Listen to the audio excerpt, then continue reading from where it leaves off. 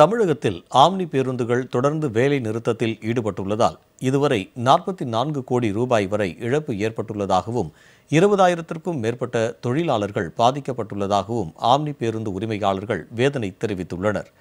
தங்களுடைய கோரிக்கையை நிறைவேற்றாமல் விளம்பர திமுக அரசு தொடர்ந்து காலம் தாழ்த்தி வருவதாக குற்றம் சாட்டியுள்ள இவர்கள் இனியும் காலம் தாழ்த்தினால் தமிழகத்திற்குள் இயங்கும் ஆம்னி பேருந்துகளையும் நிறுத்தி தீவிர போராட்டத்தில் ஈடுபடப் போவதாக எச்சரித்துள்ளனர்.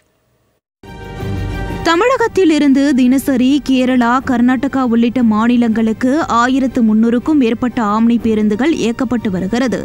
இந்த சூழலில் கடந்த 7ஆம் தேதி கேரளாவிற்கு சென்ற 30க்கும் மேற்பட்ட ஆம்னி பேருந்துகள் சிறைபிடிக்கப்பட்டு 70 லட்சம் ரூபாய்க்கு மேல் அபராதம் விதிக்கப்பட்டது. இதேபோல் கர்நாடகா சென்ற 70க்கும் மேற்பட்ட ஆம்னி பேருந்துகளுக்கு தலா 2.2 லட்சம் ரூபாய் என 1.5 கோடி ரூபாய் வரை அபராதம் தொகை வசூலிக்கப்பட்டது. கடந்த 2021ஆம் ஆண்டு மத்திய அரசால் உருவாக்கப்பட்ட ஆல் இந்தியா டூரிஸ்ட் பர்மிட்டின் படி தமிழகத்தில் இன்று வரை அண்டை மாநில பேருந்துகளுக்கு சாலை வரி வசூலிப்பதால் நாங்களும் வசூலிக்கிறோம் என்பதே இதற்கு அண்டை மாநிலங்கள் கூறும் காரணமாக உள்ளது.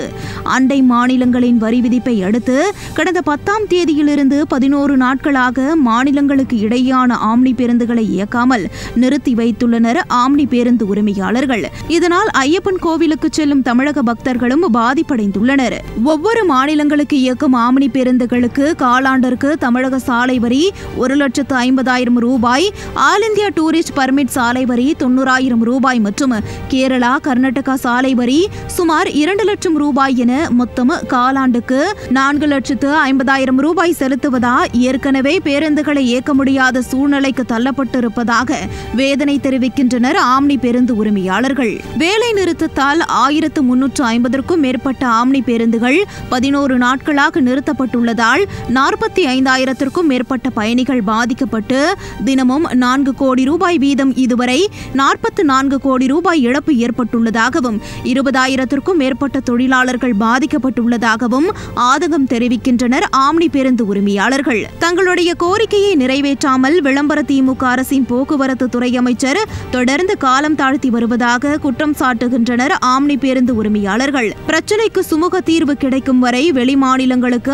ஆம்னி பேருந்துகள் இயக்கப்படாது என்றும் விளம்பர திமுக அரசு தலையிட்டு நல்ல தீர்வு காண நடவடிக்கை எடுக்க வேண்டும் என்றும் அவர்கள் வலியுறுத்தியுள்ளனர். இதற்கு பின்னரும் தங்களுடைய கோரிக்கையை அரசு நிறைவேற்றவில்லை எனில் தமிழகத்திற்குள் இயக்கப்படும் அனைத்து ஆம்னி பேருந்துகளும் நிறுத்தப்படும் என எச்சரிக்கை விடுத்துள்ளது அனைத்து ஆம்னி பேருந்துகளின் உரிமையாளர் சங்கம்.